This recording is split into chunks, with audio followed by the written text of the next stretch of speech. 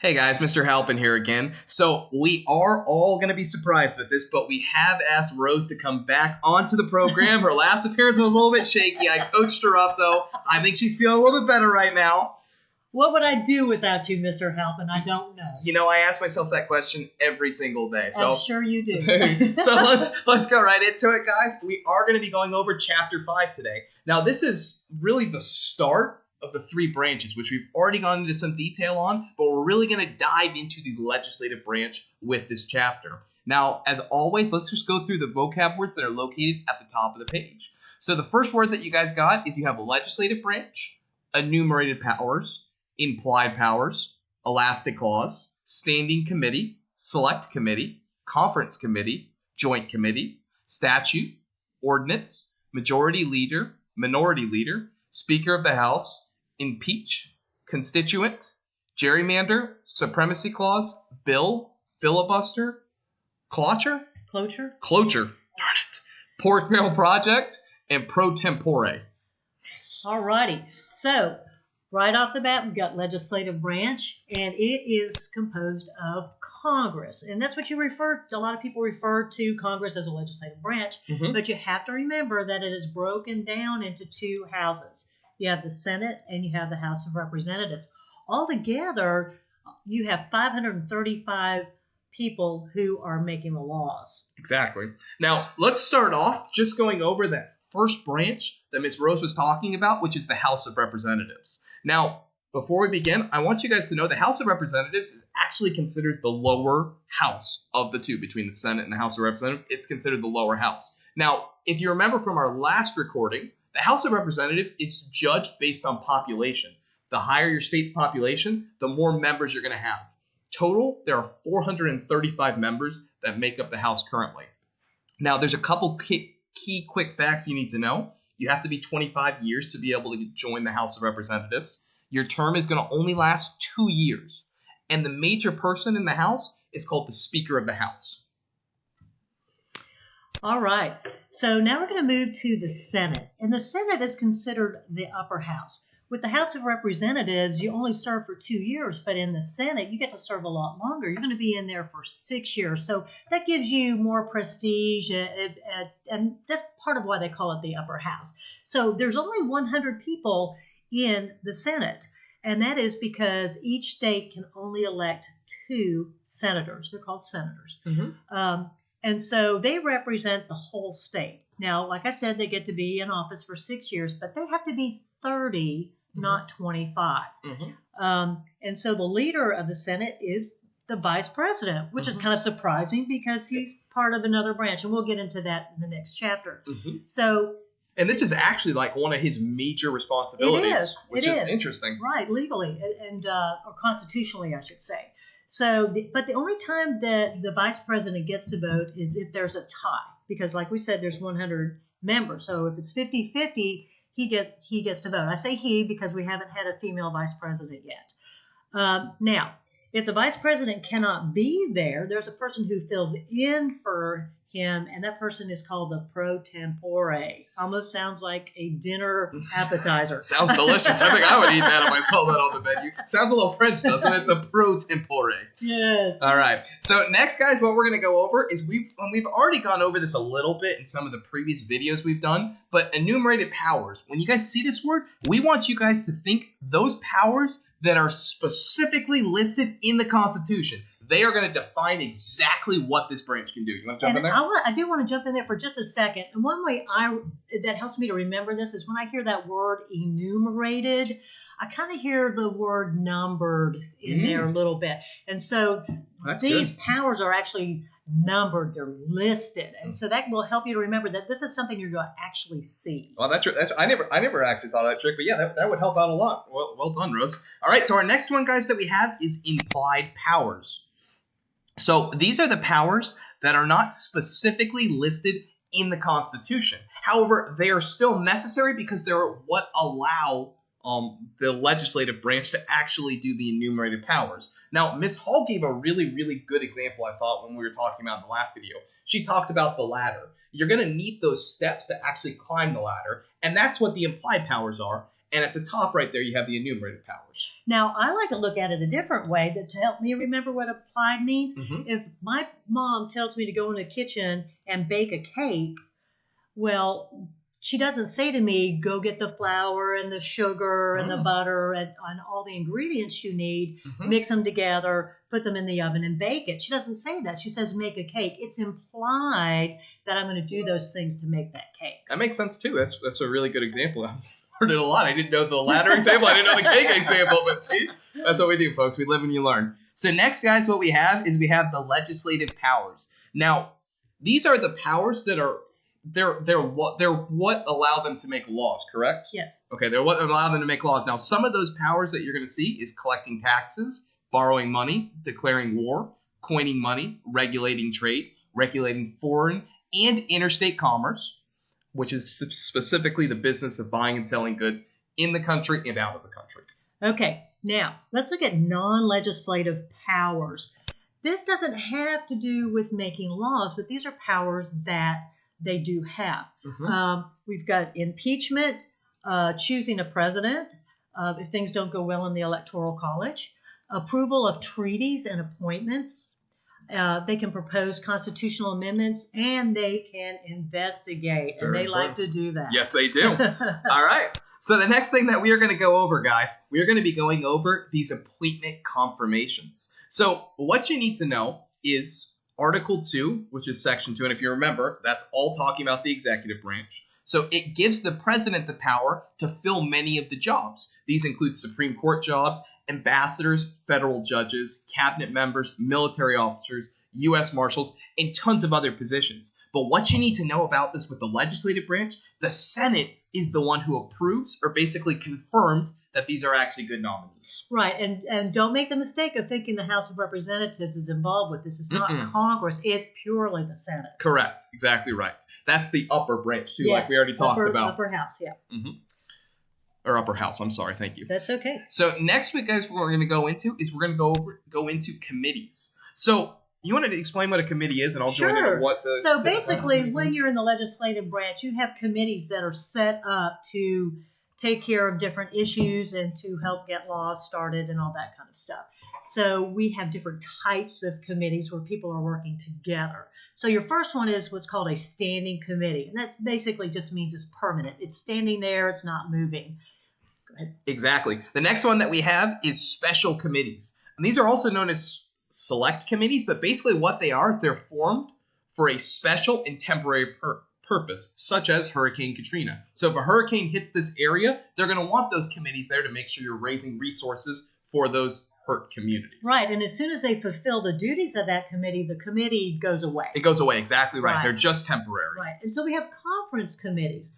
Now, we'll talk more about this in the classroom, but a conference committee is where the two houses come together and they make sure that a bill is worded exactly alike so that it can go to the White House, so that the president can sign or veto or whatever he wants to do with it. So it's just a process of making sure that legally that they're following all the rules. Exactly right. And I don't want to go into too much detail right now because we're about to go into detail, but it's really weird that they have to be exactly the same because you think about it, even if you had half the class trying to come up with the wording for one bill and half the class trying to come up with the wording for the other, it's very hard to make them the exact same because everyone wants different things. Right. You even have to have every comma in the right place. Exactly. It's crazy.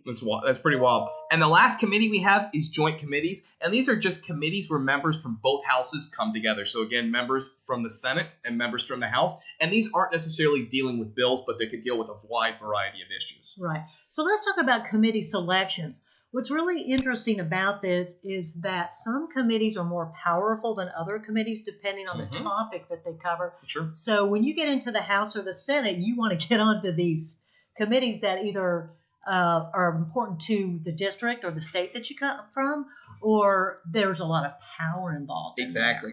So how do you get on a committee? Well, Congress, the party leaders for the Democrats and Republicans will look at 4 different things. So you want to go over those? Yes. Interest, experience, loyalty to the party, and seniority. Now, with all of these things, guys, the way you can remember this, it's really more common sense than anything. If you are looking to have somebody with power, real power, you're going to want to pick the people who are most qualified, the people who are going to have the most interest in doing it, the people who have the most experience or seniority, and the people who are going to be most loyal to you.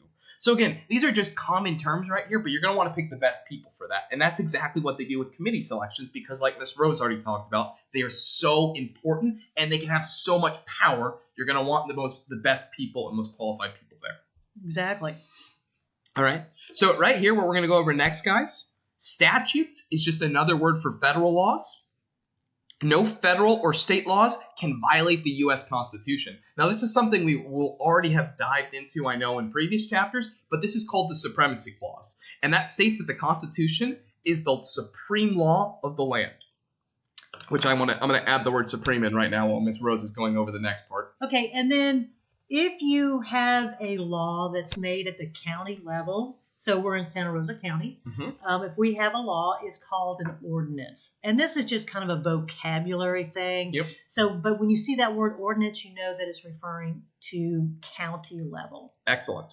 So the majority and minority leaders, guys. So you're going to see right here, they serve as the spokesperson for their party's positions on certain issues. So it's a really, really important position. Now, if you are the majority leader, if your party has the majority of seats in the House or in the Senate, so they're majority of people. You're the minority leader, on the other hand, if your party elects you, if you have less seats than the other party in that specific, either the House or the Senate. Right, and it's really important to the parties to be able to be a majority leader if they possibly can, because they're able to direct a lot of the legislation. Exactly. So right here, what you guys have, you're going to ask yourself, who are the congressional leaders? Now, we have the ones as of this moment. Who are them? Which right here you're going to see, you can obviously see Mitch McConnell and Nancy Pelosi and a variety of people. Right, and we're taping this on May 27th. So at 1:40. Right, Yeah. at 1:40. So this may have changed by the time we get to this. Exactly right. Mrs. Hall is shouting across the room. Yes, she is. All right, so the next word that we are going to go over is impeaching. Now, impeaching is a really, really important, interesting process where basically you're removing somebody from a position of power for wrongdoing or alleged wrongdoing. Oh, right, and I also like that they say they're abusing their power. It just takes me back to King George III again. Yep. We're going to make sure that if somebody's in power, we have the means to remove them if they are not doing what they should be doing. I always think of that 1950s phrase, beat it, bozo. Get them the heck out of here. All right, so right now, let's just quickly go over the steps for the impeachment process. And also, we're going to tie it back to an impeachment process we've seen in our lifetime that happened this past year. So right here, the first thing that happens is as soon as the allegations are going to be reported to the Speaker of the House. Most recently, we saw this with Nancy Pelosi because she is the Speaker of the House. Right. The next thing is she sends the information to the Rules Committee to examine the information. They're responsible for looking to figure out whether there's a violation. Then she sends the information to the Judiciary Committee for them to investigate. They have to go through an investigation, a process, figuring out whether that actually happened. Next, the House votes, and they need a majority vote to proceed. So they need the majority. It's not like they need 3/4. They just need the majority of people in the party. Now, the most recent investigation we saw was with President Trump.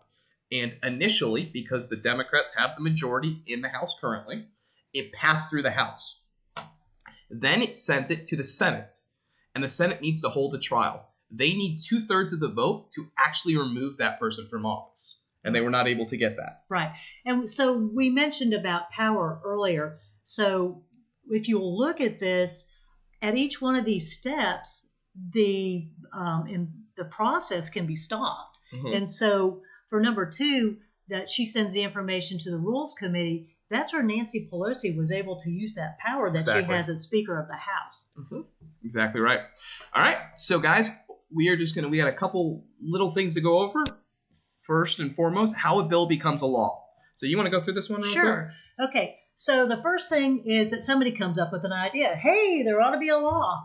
And so they give it to someone in Congress. The reason they do that is only someone can start a process. So you go to number 2. So just to be clear, the president can't start. Can't start a law. He will. He gets involved. He'll get involved. He'll send ideas and he'll ask for certain laws. But he can't specifically ask them to write. Yeah. Yeah, he can't do it. Okay. So the second thing is it either starts in the Senate or the House. Okay. If it starts in the Senate, they meet, they talk about it, they make corrections, and then they vote. And it has to pass with the majority. So if it passes at step number 3, then the bill goes to the House of Representatives. And they go through the entire process, just like it did in the Senate. Now, number 4, if both houses pass the exact same bill, then it goes to the president. Okay? Now, the president in the executive branch has this power where he can either sign this into law or he can veto it. Which is kind of what we were talking about in the last video. Right. That's again, one of those principles of the Constitution, which is checks and balances. Checks and balances. Exactly right. Right. So Congress can override a veto by 2/3 majority in both houses. It's difficult to make it happen because you can't get 2/3 of the people in our classroom to probably agree on what their favorite color is. And also then, by that logic too, unless it's just the most outlandish, parties are usually going to support their own parties. So you're going to have the majority, 2/3 in both parties, along with being the same political affiliation as the president. Right, and that's difficult. And that's very difficult. So the last thing we're going to do, guys, we're just going to go over some of these critical additional terms. So the first one we have is a constituent, which is just a person from a legislator's district. So here in Santa Rosa County, we are constituents of the different leaders that we have that we'll talk about much later as far as the state and the county are concerned. Exactly right. So the next word, which is probably one of the oddest things in here, but it's also one of the most interesting in my opinion, is this term known as gerrymandering. Now, what this is, the definition word for word, is just an oddly shaped election district designed to increase the voting strength of a particular group. Now, let's break down what this means because it's really confusing how this is even allowed. Basically, what they'll do is they'll take portions of districts, and that'll become, Ms. Rose will probably be able to explain this better than I can, that becomes the most important or more powerful portion for votes. I'm not explaining that well, I know, but... And it is difficult. So basically what they do is they look at a district and they see, where are all the Republicans? Where are all the Democrats? Is there a place where they're kind of all together? And what they will do is they will try to draw the district so it picks up all of the people in their party, and all of a sudden you've got a district that will always vote either Republican or Democrat, depending on which one they pick. And you'll see some crazy drawings, hopefully, in the class. And the reason it's called gerrymander is that the first person who ever did it was gerrymander. Sure. Well, thank you for saving me there, Russ. I don't know if I'm going to be asked back at this point. All right, so the next one we have is a bill, guys, which a bill is just a draft or proposed law for Congress to discuss. So it's not actually an official law. It's just something they want to talk about. Right. Ooh, go ahead and do filibuster. I wanted to do it. Like yes. it. I love this term. So right now, guys, this is a delay tactic for defeating a bill in the Senate by talking until the bill's sponsor withdraws it. So there have been people who have came before these, and they have literally talked for days on an issue. And most of the time, they're not actually talking about the topic. They'll just go off. One person I saw read The Cat in the Hat as a delay tactic. So they go off on the most ridiculous tangents, and people just go, it's not worth the hassle. I'm going to withdraw it. It's really, really interesting how that works. Okay, so cloture, and I probably mispronounced it again, is a vote in the Senate that stomps that filibuster. And if they think they have enough votes to stop it, then they will do that. And our last one we have, guys, is this pork barrel project. I love that name. Yeah, why don't you jump into this one? You did such a good job explaining it. My name is Rose, so you just call me Hall. I didn't call you Hall. I said you did such a good job explaining it in class. Don't put that witchcraft on me.